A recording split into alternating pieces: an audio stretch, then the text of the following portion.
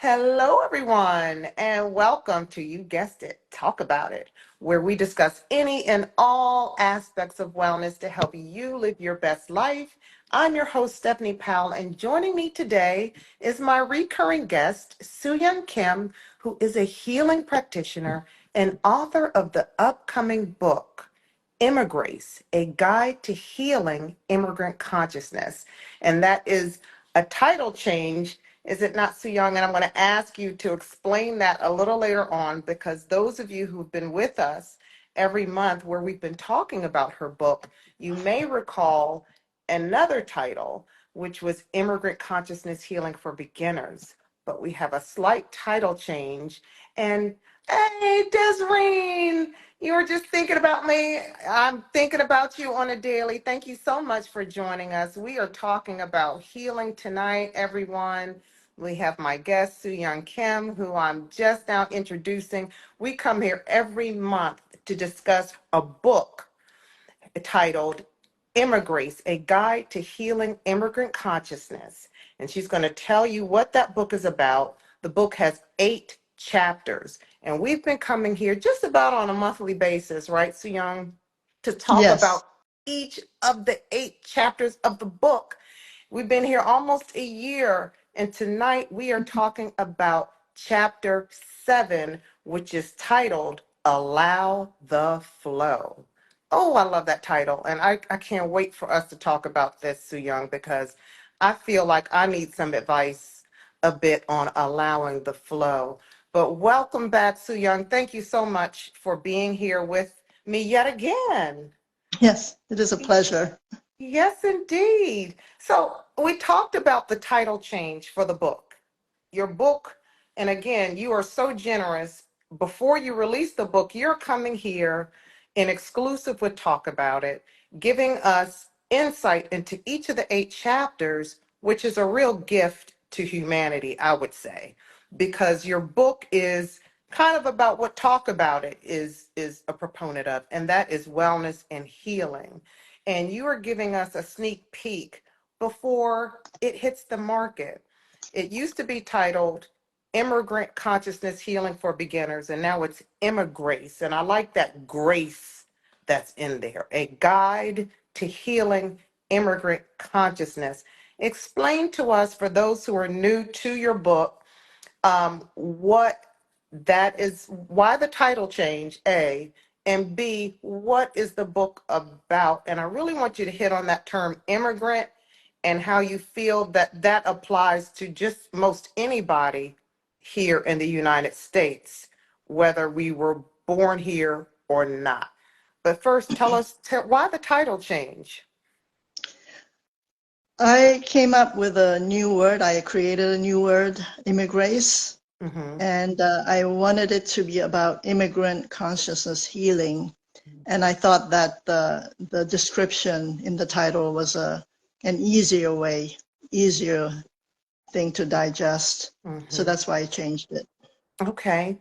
And tell us what is this book about? You're now calling it a guide, which I really like, because I do feel it is a guide. I feel like I've been privy to each of the chapters, and to me it feels like you are personally guiding me through the various principles that you're talking about in this book to help me live a better life. So I like that. What is the book about in general?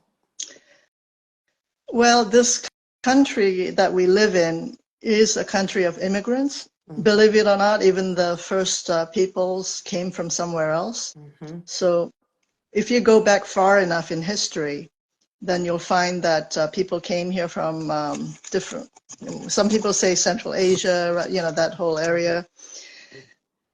But nevertheless, everybody in this country has a background in some kind of immigration, whether it's yourself, your parents, grandparents, going all the way back to wherever you can trace your ancestry.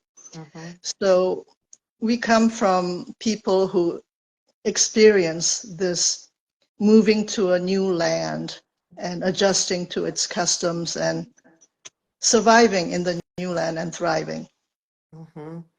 And so do you feel that many people are challenged by this in a way that it affects their day-to-day well-being, and that's what this guide is there to help us through that transition. Yes, I believe that because I mean, I myself am an immigrant. I'm what they call a first generation because I came to this country when I was 12 years old. Mm-hmm. And even before that, we moved from South Korea to Malaysia when I was 7. So it's like Mm-hmm. I'm like a double immigrant, right? Mm-hmm. And from my experience and from other people that I've seen who've come to this country and maybe their parents did, grandparents, great grandparents, there are a lot of issues that come up that are common to immigrants, immigrant consciousness. Mm-hmm. Okay.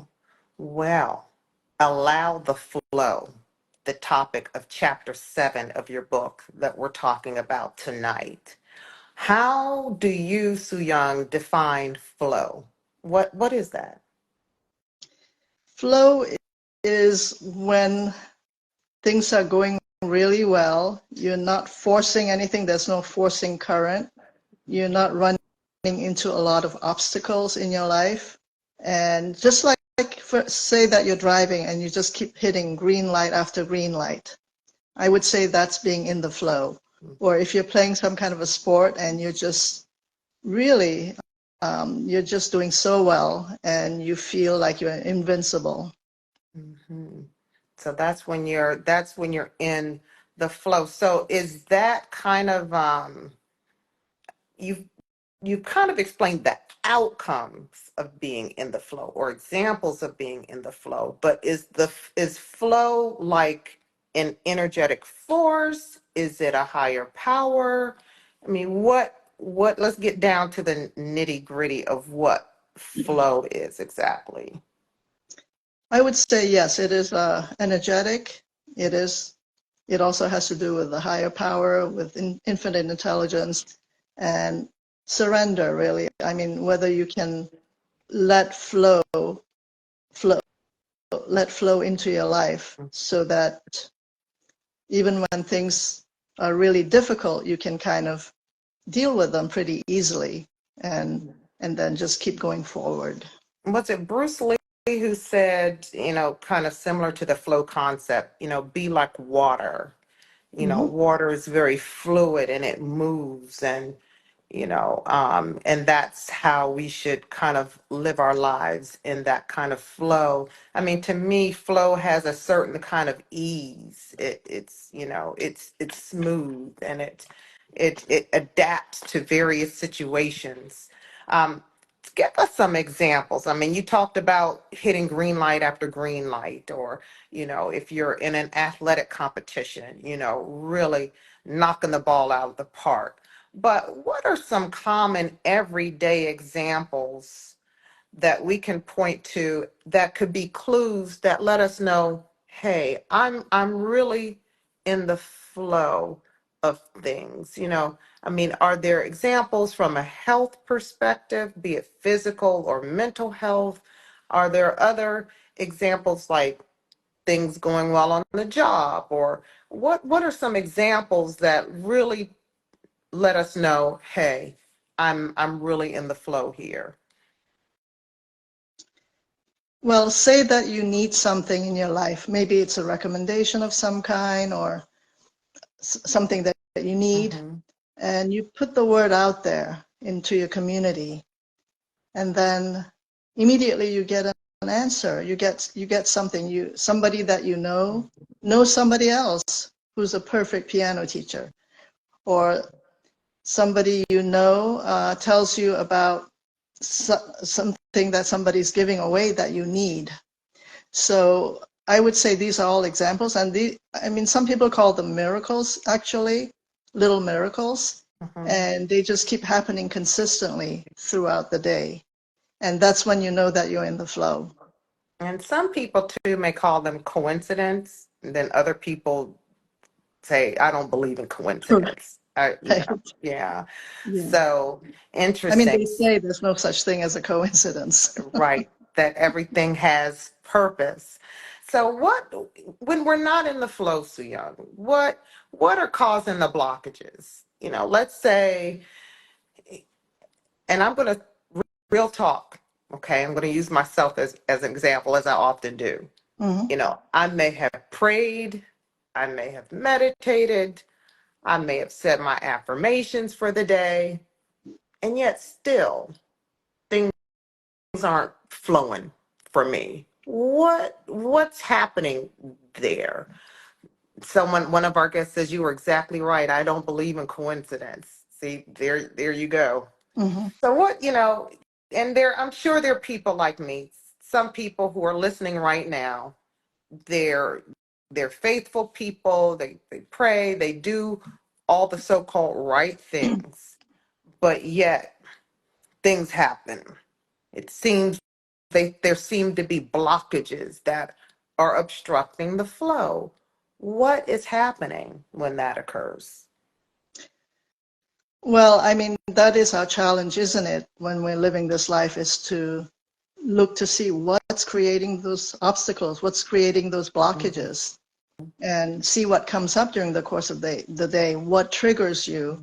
Why are you so mad about this person who did something that is so minor when you look at it objectively, but it really triggers you in a very harsh way that you react with anger? So a lot of this stuff is subconscious. It's kind of like the example they give a lot is the iceberg, where a lot of it is submerged underwater. So you're not really conscious of it. And our challenge is to uncover the blockages so that we can take a look and we can heal and transform, and then those blockages, and then we can have more of a flow. Mhm. It seems though, so young, in order to do that, we have to really be honest with ourselves, and we Yes. need to just kind of look eyes wide open, Mhm. looking at ourselves straight on and saying, you know what? You need to work on this. Or, or Yeah. something Look or at it. someone has triggered me, rather than blaming that other person and saying, you bad person, you did this to me. Kind of looking within to say, why am I being triggered? And kind of getting down to the root of that. And do you think that's where the real healing begins? Yes, I do believe that if you can get to the root of it and you can get to the core of it. And a lot of these experiences really happen before we're like 8 years old or something. So you may have to go really far back in your history. I mean, I know my father passed away when I was 13 years old, and I thought that was the basis of why I felt this issue of abandonment in my life. Mm-hmm. But then when I went further back, I realized that when I was 2 years old, my father, who was a medical doctor, thought that I should be weaned. He was very strict about, he said he had a strict timetable. I mean, that's what he really believed in. He Mm-hmm. wanted, he had to have dinner at 6 every night, that kind of thing, Yeah, mentality. sure. So he said, well, she's 2, so she needs to be weaned. And my mom tried to do it, and it didn't work. I was just too attached. Mm-hmm. So they decided to send me to my grandmother's house. This is the grandmother that I wasn't really that close to. Okay. Hmm. And so they sent me to her house for a couple of days. And again, And Sue Young, I'm sorry. And how old were you I was again? This two, two 2 years years old. old. That's what I thought you said. Okay. Yeah, Wow. yeah. Okay. Mhm. And I heard from my grandmother that I would wake up in the middle of the night, put my shoes on, and go out into the night looking for my mother. Oh my goodness. Yeah. What? Yeah. Yeah. Yeah. So I So the guess she said you need to come and get Suya. You need to come and get her. This experiment of ours is not working. Yeah. Well, the thing is, I uncovered it because I didn't really remember it, but Mhm. then I had heard stories, and then at one point, I think my grandmother had told me that story. Mhm. So when I was doing a somato-emotional release, which we do in craniosacral therapy. Mm-hmm. And that memory came back to me. And so I did a lot of work on it on the table.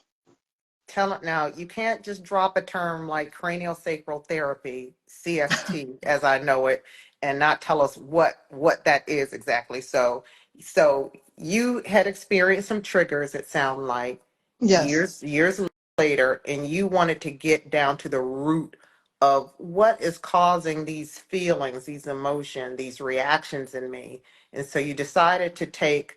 And I, at the top of the show, I introduced you as a healing practitioner. And one of right. your therapies is craniosacral therapy, CST. Tell us what Yes. that is. And so what does that entail? It is a very gentle hands-on therapy, and working with the cerebrospinal fluid in the cranium and spinal cord to release the restrictions in that system. So there's a lot of holding and little motions and that kind of thing. Mm-hmm. But as part of that craniosacral therapy, we also have what we call SER, which is somato-emotional release, Mm-hmm. which is exactly what it sounds like. While you're on the table, you could have some kind of a memory of something. Say Mm-hmm. somebody, like say I'm touching your neck or something, and then you remember that somebody like almost choked you or something when you were little. So Mm-hmm. then you start maybe describing it, or you may just act it out. You may Mm-hmm. just go, like a lot of twitching and that kind of thing going on, but it's a lot of releasing. So that helps a lot to process all the stuff that's been held up in your body for a long time, and also emotionally as well and psychologically. So Soo-Young, you went through this therapy and this memory from when you were 2 years old Yes. came up Hmm. during this healing session. And then Yeah. your parents and your grandmother, they were able to validate that you weren't making this up, that this Oh, yeah. memory Well, yeah, it's actually it's a part of occurred. family history. Yeah. So they could validate that, yes, this did actually happen. And so what did that then cause? What were some symptoms of your holding on to those emotions that you had long forgotten after you advanced in age? You were forgotten what had happened when you were two, but Right. those trapped emotions from that, shall we say, trauma or that experience was kind of buried within you. What were some of the things that were happening that made you say, let me go and dig up and try to see what's the root of this? If you don't mind sharing, what were Oh, sure. some of the things that Yeah, I mean, I knew that I had abandonment have issues, been? and one of the reasons that I knew that was that I was dating all these guys who were Mm-hmm, unavailable, and mm-hmm, and I also had like 4 long-distance relationships. So I mean, long distance generally means somebody who's unavailable. mm-hmm. And Yeah. I did move twice, once from New York to Berlin and once from New York to DC. So Wow. Wow. yeah, but So and then I mean, I think it's after you start seeing patterns, yeah, right? Where you kind of see, and you're like, no, there's something going on here. This isn't some isolated incident. I need to get down to the root of it. And it's so interesting you should say that, so young, because I've seen people, like we've all had that friend where they're in, it seems like the same relationship over and over. And you hear the story again, and it's like, this sounds like the same story as last year, but just different person, different name, right, but same right, experience. And it's like, and you're sitting there and you're compassionate, right? Because you love your friend, but it's like you don't see that pattern. And I think the beauty of that though is that it forces me then to look at myself and say, well, I'm not much different than anyone else. So likely I might be doing the same thing. So let me kind of look for patterns that may come up in my life that I right. need to take a look at and examine and get down to the root of. But, it takes us again to be very real with ourselves, very vulnerable with ourselves, to be self aware. I know I used to have a friend who used to say, "Oh, Stephanie, you just beat up on yourself." And, I didn't see it as such. I just saw it as my being real with myself, Yes. and just being honest and just saying, hey, you're not perfect, Stephanie. You got some stuff and you need to work on that. And that's not, to me, beating up on myself. That's Right. just being honest. I felt like that's my responsibility as an evolving soul, as someone who is trying and feeling I'm responsible for myself to become a better and better and better version of myself. And the only way Right. to do that is just to be real talk with Yeah. myself, not beat up talk, Yeah. or negative self talk, just real talk. And it's not Yeah. going on and on about it. It's just calling it like I see it and being about the work and putting in the work. Yeah, and you don't have, as you said, you don't have to beat yourself up. You don't have to be negative about it. You can just say, okay, well, that's what happened. Mm-hmm. And I was much younger or whatever, however old you were, and I didn't know any better. And Mm-hmm. now I know what the pattern is, and I can just go ahead now. I can just release it and go ahead now. And I think it's really important to treat yourself really well. Mm-hmm. The self-acceptance is very important to realize that you are just like your treasured friend. I mean, would you do this to a treasured friend? Would you treat her or him that way? I think you really have to examine that. And be our own best friend. And I'm glad that you brought up self acceptance. Self acceptance, everyone, is the topic of chapter 6 that we discussed the last time. But please go back to the Talk About It YouTube channel and check out all of these videos so you can get caught up on all of the chapters. Self acceptance was a very, very powerful chapter last time around. Speaking of the people in our lives, can they, Sooyong, affect our flow? Um, Not can they, is it typical that the people in our lives affect our flow, for better or for worse? Yes, that is for sure. And one of the key components also is how you relate to people, how you relate in your relationships. Mm-hmm. Because we had talked about this before, the give and take has to be similar, Mm-hmm. because you can't just be giving and giving and giving. And we've all had relationships like that, right? We have. Where you're just giving and the other person's just, well, whatever, I'll take. Mm-hmm. Mm-hmm. And they kind of get used to that dynamic, but that's really not, I mean, it's not really what I want. And I know it's not what you, Stephanie, wants. So Mm-hmm. we want to have more balanced and really more fun, fun Nice. relationships, right? I mean, Right. who Fun wants to just, and nurturing and supportive yeah, relationships. yeah, I mean, and quite honestly, I'll just say, just plainly, when I don't feel that there's that balance, and again, I don't have a balance sheet saying I did this for you, you did that for me, hmm, and I'm not keeping score.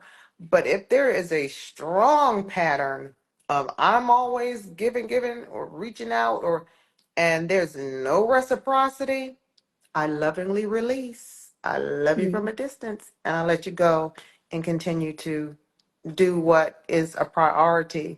And I think that's the healthy thing to do, because as you said, in describing flow, that's energy.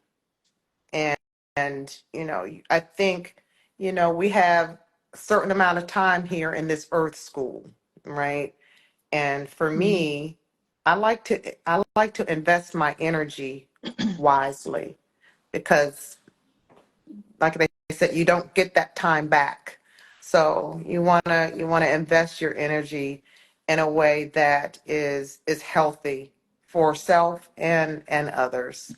So, I mean, describe a little bit more how people can affect the flow in our lives. I mean, I know there's such a thing for younger people as peer pressure, yes, and to me, for younger people, and maybe even adults, maybe oh experience yeah, peer pressure. um, because I think there's that public opinion, right? And we Yes. tend to kind of follow the court of public opinion sometimes rather than doing what our instincts say, you know what, this is the healthier option for me. So talk to us a little bit more about how the people in our lives can affect our flow and how we should navigate that. Well, in immigrant consciousness, we have a lot of people in our community who think a certain way, and especially say that, with talking about recent immigrants or even just one generation here. And a lot of people are kind of tied to the old country and the way that they do things. And there's actually a saying that people who come to this country are more conservative than the people in the country they came from. Mm.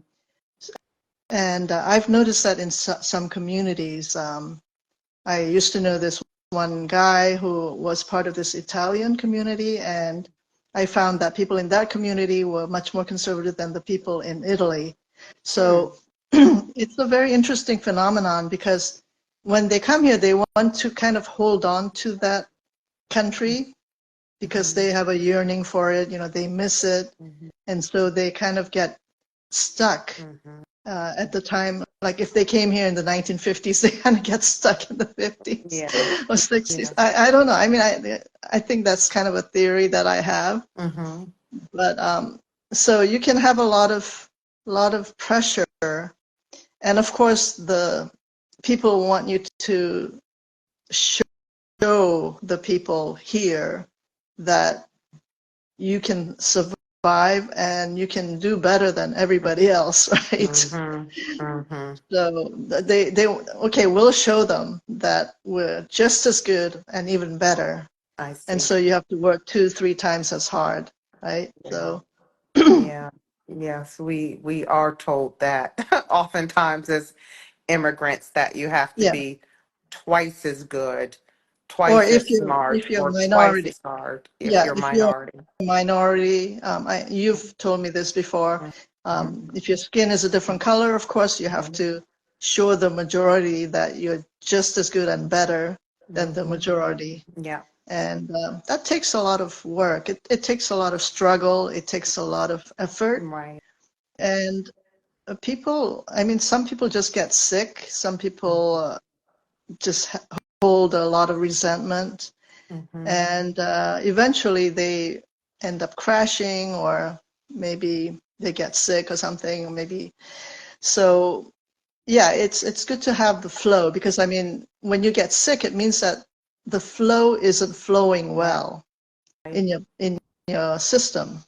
Yeah, you're at dis-ease.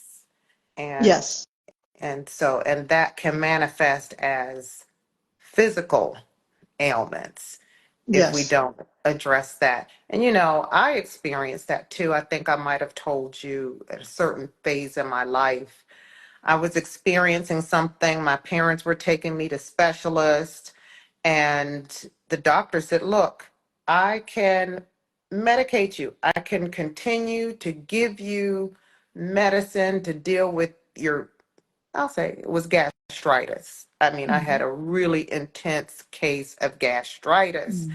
And I mean, they were medicating me, giving me, and they said, "Stephanie, we can continue to give you the medicine. However, if you don't address the root cause of really what's triggering this, you will you will be on medicine for the rest of your life for this. Right. And you must understand the mind and body connection and really what happens in your mind, and if you're under stress and things, how that can manifest into physical." And the doctor asked me, "Tell me what has gone on in your life in the past year." I Wow. Very went on. involved doctor, huh? He was, and it Yeah. was a research-based hospital. Mm-hmm. My parents were like, "We're not going to just anyone in the gastrointestinal unit. We are going to the head of the unit." Mm-hmm. That's how they are. Yeah. We're going to the head of the unit. We're going to the top, the guy who's really in charge here. And he's going to see our daughter. And so, yes, he was very, very advanced. It was a research-based hospital tied to a medical university. And he said, tell me what's been going on in your life in the past year, Stephanie. And I just talked, just talked easy breezy. Hey, I've gone through this, I've done that, da da da da da. And he sat back after a few minutes when I told him in summary what I had been through in the past year. And he was just like, oh my goodness. He said, Stephanie, I asked you 1 year. Are you sure this is what's happened in 1 year? I said, yeah, doc, this is. And he said, this isn't what's happened like in the past 5 or so years. This all happened in 1 year. And I said, yeah. What's the big deal? Why are you so shocked? And he said, do you understand how much stress you've been under?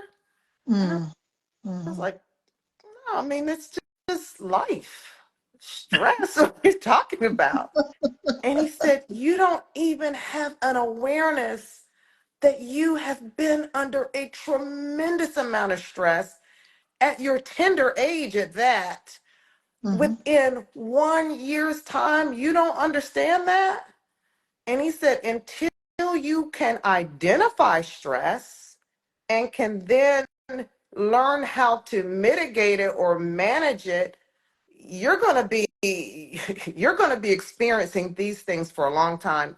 And I was never one who was big into medicine, taking a bunch of medicine. My mom was always into, oh, drink peppermint tea if you have a stomach ache. And, Mm-hmm. so I kind of grew up in that. So I wasn't big on medicine. So he didn't have to tell me twice. I was like, Doc, let's sit, let's talk about this stress thing. Let's talk about this a bit more.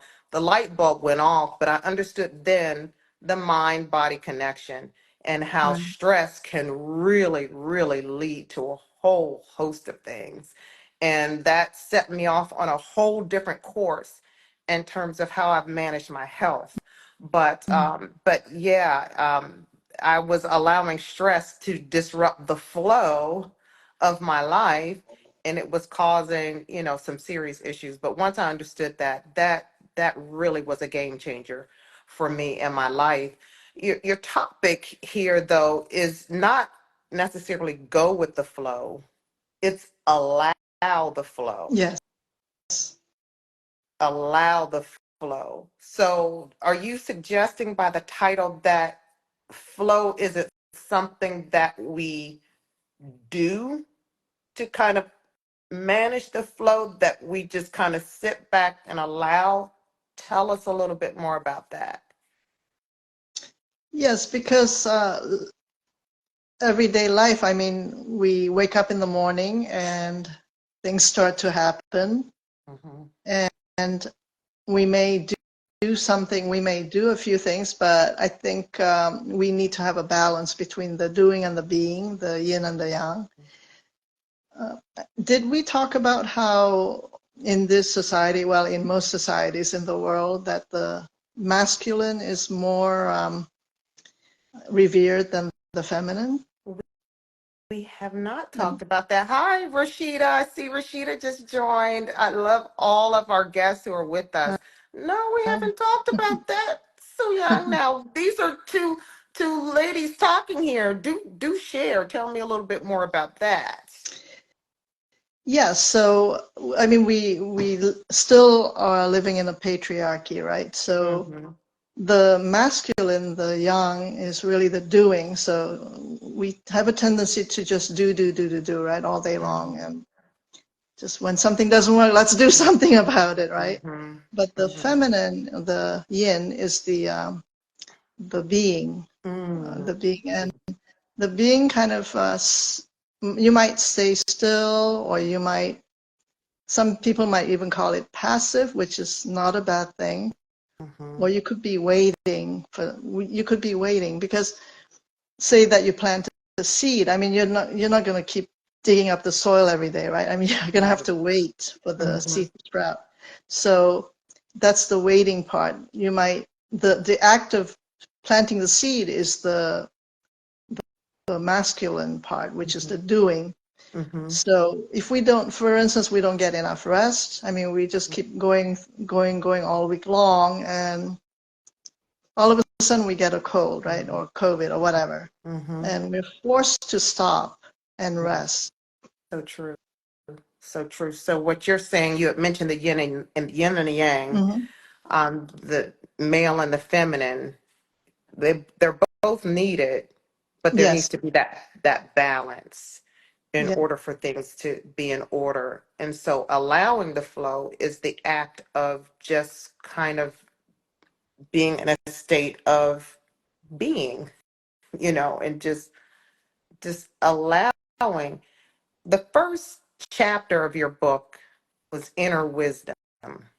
And and we're not going to do a whole rehash on that, but tell us how inner wisdom connects with this current chapter, allowing the flow.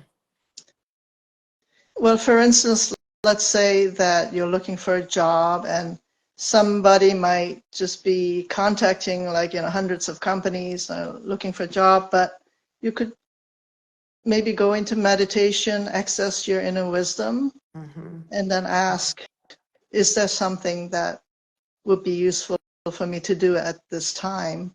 Mm-hmm. And then maybe you'll think of somebody, maybe you'll think of somebody that you know, and then you contact that person, and then that person might know of a job or know of a job in her company. So, I mean, there are ways to do this without just doing, like going off like crazy and like, oh no, I can't find a job. I've contacted 500 companies and nobody has a job for me, right? So Mm-hmm. there are ways of kind of taking action without taking fruitless action, which is Mm-hmm. just the hamster on the wheel, just going and going. You know what I found, so young, is a lot of times when I do kind of press pause, Yeah. sometimes I've learned to feel like I adopt the principle of everything happens for me. Hmm. So it's like that job application, for example. You're applying, applying, nothing seems to come up. Mm. Sometimes it's a matter of pressing pause, not doing the same thing over and over and over and over again, kind of going within to see, where am I being divinely guided? Right. Maybe it's not the right time for something. Hmm. Maybe, you know, and I found in times in my life where it's like, thank goodness the path that I was going down didn't materialize, Right. because there was a better opportunity. That wasn't meant for me, I thought, Hmm. but my higher power understood that there was a greater blessing, that if I had just waited and allowed time, there was an opportunity that would be coming to me that was more suited for me. So I Right. do think sometimes it's a matter of kind of getting still and not continuing to go down a path that's not bearing any fruit, that's actually the inner wisdom kind of trying to direct you on another path, if we Yeah. would just kind of be still and listen. But I think sometimes we're so accustomed to, like you said, doing, and not pausing to listen to that higher power, that inner Right. voice that's really trying to speak to us. Sometimes allowing the flow, would you say, Su Young, has other people thinking, and I heard you use the word crazy a minute ago, it may look a little crazy to others when we're allowing the flow, Yes. because, it's not other people's path, it's your path. And people might say, oh, you're crazy. I know, for me, I've done things in my life where I'm just truly following that inner guidance that says, this isn't the right path for me, and I'm going to Hmm. take a detour. To others, it looked great. It's like, oh, this is wonderful. And when I took that detour, people were like, are you crazy? Right. Um, you know, but in time they see, oh no, okay, no, she somehow she knew that was a better route, but at the time it might look crazy to Right. others.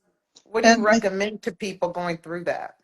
yeah, and I think a lot of people would actually say that you're lazy because Mhm. they don't see you do taking a lot of action and going here, going there, going everywhere kind of thing.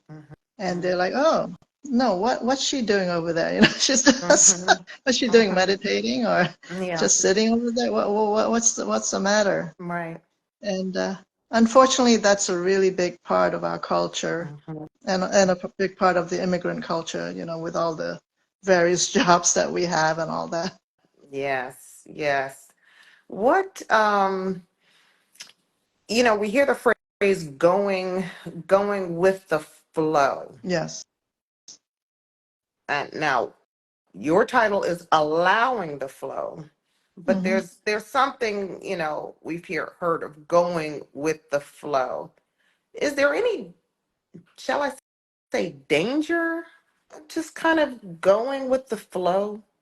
How can we discern from allowing the flow versus just kind of randomly going with the flow? Because I think for some, kind of going with the flow is not the authentic path for you. It's not the divine path for Right. you.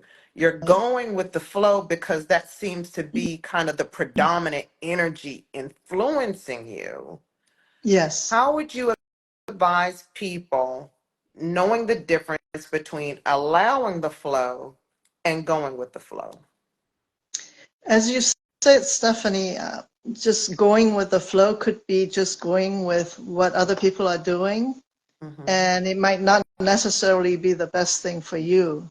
mm-hmm, And I mean, some people want to be like everybody else, but to authentically be yourself, you may not want to be like everybody else.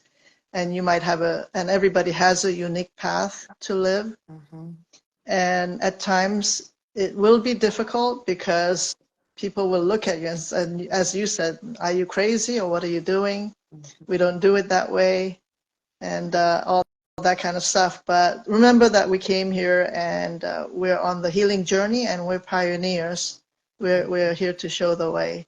So remember that at times it will be difficult mm-hmm, to allow the flow of what your own life is supposed to take you, what the purpose of your life is supposed to take you. mm-hmm. So we've talked before, Sooyong, particularly you have another chapter on creativity. Yes. Creativity is crucial. I won't call the number. Oh, someone said, what are some things we can do to ensure the proper balance of going with the flow versus being intentional? It's a question from one of our guests. What are some things we can do to ensure the proper balance of going with the flow versus being intentional? Yes. So you can, as I said before, go into meditation, access your inner wisdom Mm-hmm, to find that inner voice that knows everything about you to give you some guidance. mm-hmm, You can also talk to people whom you respect. Maybe they can be mentors or something and get some additional information.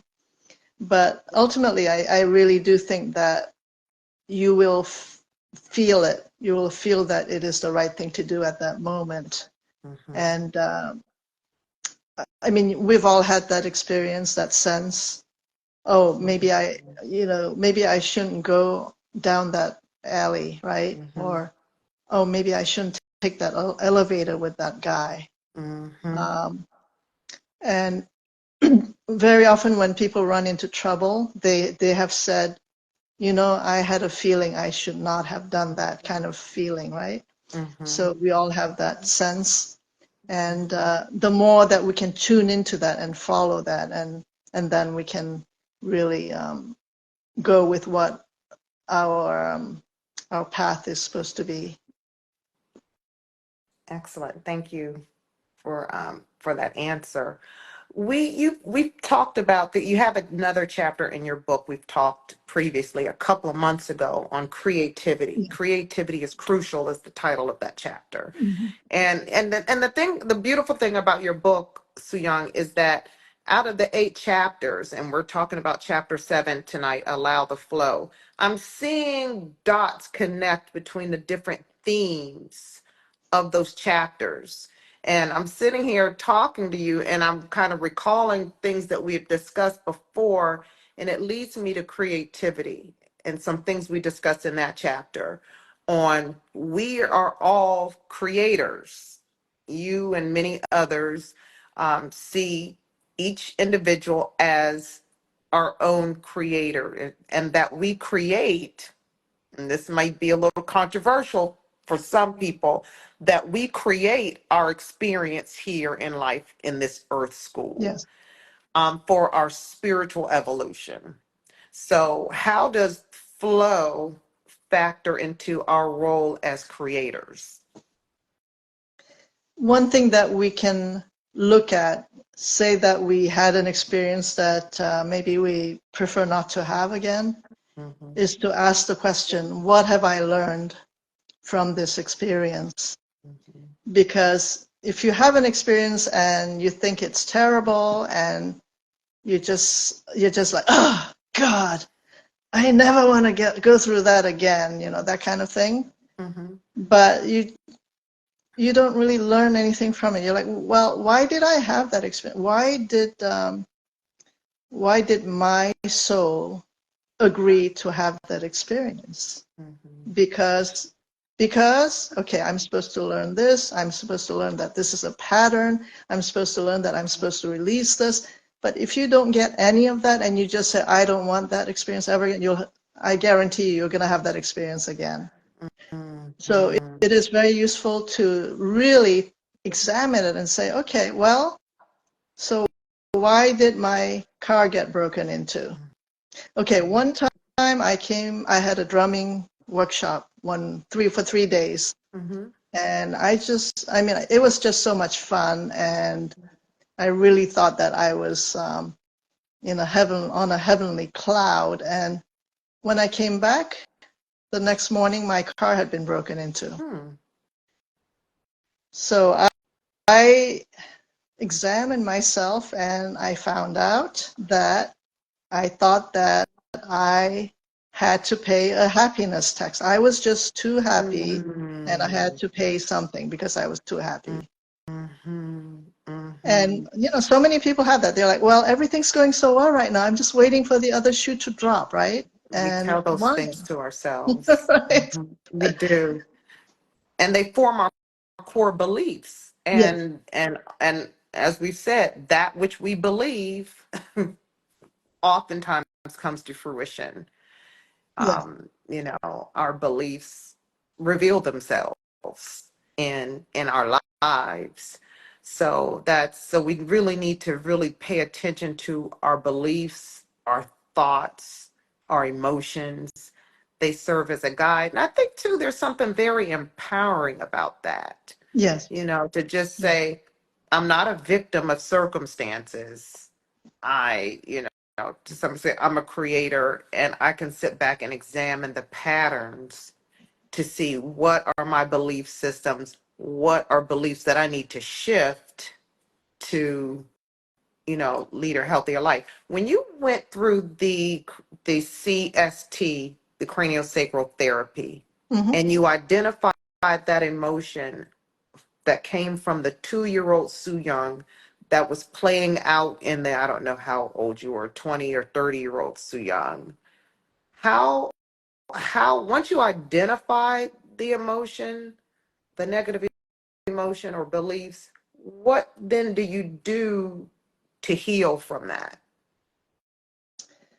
Well, I mean, I have to tell you that it is a continuous Okay. process, Yeah. and it's just like peeling the layers off an onion. Hmm. And I think what's important is every day you look to see what triggers you, and then you figure out, well, okay, this is why I was triggered by this person, Hmm. and then figure out what that is.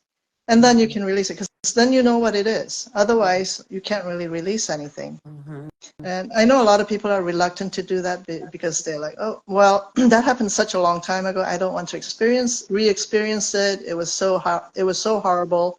I never want to even think about it again. Yeah. But if you don't look at it, and looking at it doesn't mean that you have to re-experience and re-traumatize yourself. Right. You can just be the observer and say, okay, well, this is what happened when I was 5, and okay, well, my parents didn't know any better, my friends or whoever didn't know any better, and now I'm an adult, and I'm not that little kid anymore. I'm not this helpless little infant anymore, Mm-hmm. and I can release this, and I can heal this, and I can transform it.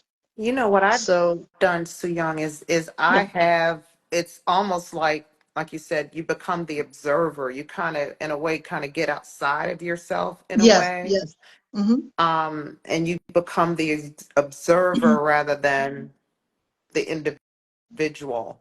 You're like Right, observing yourself kind of outside of yourself, and you're stripping the emotion from it, and you're just looking at it from a very objective view, you yes, know, yes, that's taking the perfect. emotion out of it and just looking at it head on.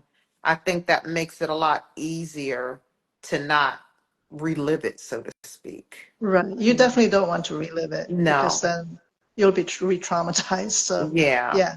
But you Yeah, just that's want to look at it, examine it, and say, okay, well, I don't need to hold on to this any longer. I mean, mhm.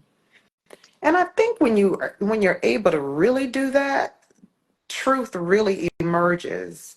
I think, your soul understands that you're really looking for understanding, you're really looking for healing, you're looking for clearing, and the truth really emerges when you're able to just kind of open yourself up to that, take the yes, emotion from it, and just say, no, I really want to know what's going on. Yeah. And it comes, but you do have to be in a state of readiness for that. yeah, Um, and it could happen anytime. It could be somebody walking down the street or somebody cutting you off or whatever. And then if you're able to keep that peace within yourself, and mhm, even if you get triggered and you get upset or whatever, you can always apologize. So, there's no mhm, issue with that. But sometimes you get to a place where, oh, this is what's happening. You can right away, when you notice that you're triggered, you can really remind yourself, oh, I'm being triggered right now, and this is why. And then mhm. you can really mm, maybe take a few deep breaths and take a pause and look at the person and just not react right Mhm, away. So mhm. it is possible to get to that place, and the more you practice, the easier it is. Yeah. One of the things that I do when I'm triggered, Soo Young, is again, it's almost like getting outside of myself. And I'm like, okay, Mm. Stephanie, someone cut you off and then you really kind of lose it. What's that about? Yeah, I mean, in a way, you're giving away your power. yeah, You right. know, someone has just raised your blood pressure, caused you to release all these harmful chemicals in your body because you're reacting and, going crazy because someone cut you off. Right. You're empowered to decide how you're going to feel about that, and so you're going to give your power away to somebody that in the moment you see as a jerk, or are you going to just continue, living your happy life where you go about your business where you could. And my father does such a great job. He's been one of my best teachers with, my mom and I used to look at him and just say, wow, he just doesn't react to stuff. I mean, he just maintains his joy. And it's like, did you hear what so-and-so just said? It's like, whatever, you know, Yeah, and he's just going right on like, almost like that has nothing to do with me. exactly. I mean, it really doesn't have anything to do with you Yeah. because He's like, that person could be on his way to the hospital. mm-hmm, That mm-hmm. person could have just found out that his mother passed away. I mean, you You just never know what's never going know. on with people. Yeah. That person could be in a car with 3 screaming kids, which I have been with my nephews. Yes. Yes. So, I mean, it's it's impossible to know. Yeah. Yeah. And we But just tell don't take it ourselves these personally. stories. Yeah, don't take Yeah. it personally. Yeah. Yeah. You know, you had described this chapter, Sooyong. You used the book that in your book, the description of allowing the flow. You said we have to address the trees. I love this. It's so visual. We have Yeah. to address the trees that have fallen and that are blocking the flow in the stream. And that is like a beautiful metaphor as we wrap up our discussion. That's a beautiful metaphor. The trees that have fallen, and those are like the trees that happen on our lives. You know, things happen. The Yes. trees fall and they block the flow in the stream where there's the water that was free flowing before the trees fell. Sum up for us kind of what that whole metaphor is and what you're advising to us with those words. When there's a storm, which is usually when something big happens in your life, Mm-hmm. maybe somebody passes away, maybe you're in an accident, you get sick or something, or somebody you love is in a tough situation, then a tree falls. There's a storm and a tree falls into the stream. And if you don't address the tree, the water will just keep going around the tree, but it will be like a trickle. I mean, there won't be a lot of energy, Mm-hmm. and it'll be just a really wimpy little trickle. So I don't think we want that, because then our energy is going to be sapped. We're going to be like low energy, and we're not going to want to wake up in the morning and do anything. So you want to address the tree. Okay, what was that tree about? How did this happen? And how can I address this issue? And how can I release it? How can I decide to release it? Because you're going to have to make that decision whether you want to release it or not. Mm-hmm. Yes, that's beautiful, Sooyong. I can't believe, Sooyong, next month is the last chapter Oh of your no. book. The last chapter. Everybody, you've got to tune in next month where we wrap up this wonderful series where Sooyong has been so generous. She's been like a guide to us, as her book will be when it's released, ImmiGrace. Um, a Guide to Healing Immigrant Consciousness.